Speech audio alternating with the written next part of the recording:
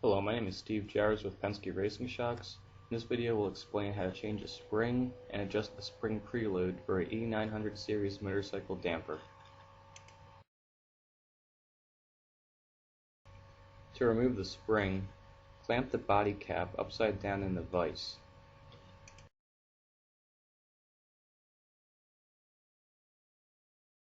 Next, unscrew the set screws in the ride height adjuster. There may be one or two on your assembly.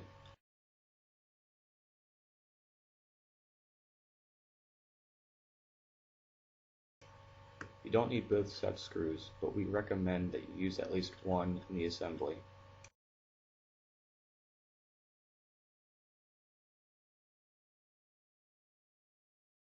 Next, turn the ride height adjuster clockwise to expand the spring. This will eliminate any preload that may be on the spring already. Hand loosen the rest of the way until the retaining ring is visible on the spring retainer mount. Remove the retaining ring by hand from the spring retainer mount.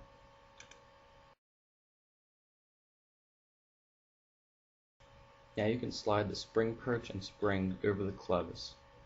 If it does not clear the clevis, there are instructions at the end of this video on how to remove it. On older springs, the spring weight is written on the end of the spring. On newer ones, it's on the side.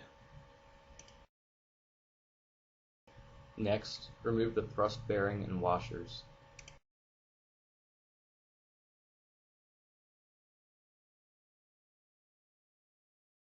Now we will reassemble the spring and set the preload.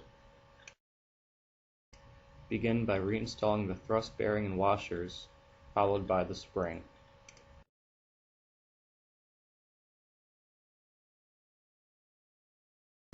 Next, install the spring perch so the flat side is mated on the bottom of the spring.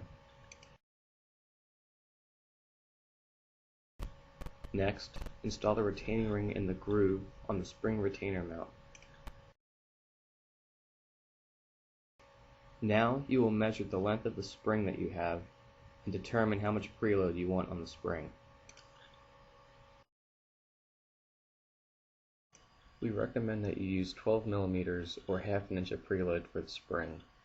Subtract that number from the value you measured your spring at and tighten the ride height adjuster until you get to that value.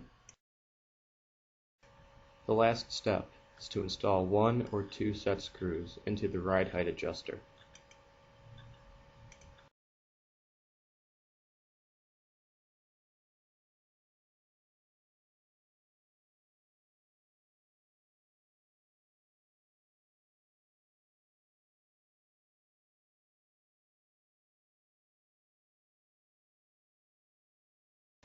If your clevis is too big for the spring or the perch to clear, this is how you remove the clevis.